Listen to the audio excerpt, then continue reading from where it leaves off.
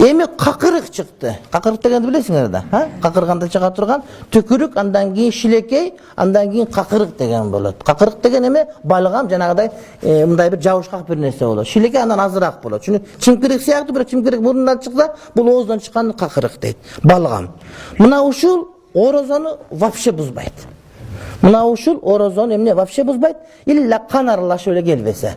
Illa kan aralashib kelip ele naraqqa kirib ketpese, anda ошондо гана бузулуп калыш ыктымалы бар. Болбосо кирип атабы, чыгып атабы эч кандай бузбайт. Эшикке чыгарып эле кайрап келип киргизип албасаң, ал чыккан бойдон кетиши менен ал эшиктен бузбайт дейт. Бирок оозуна келип туруп кайра кетсе бузбайт. Лау назала мин анфихи мухатун. Валау ли раси анфихи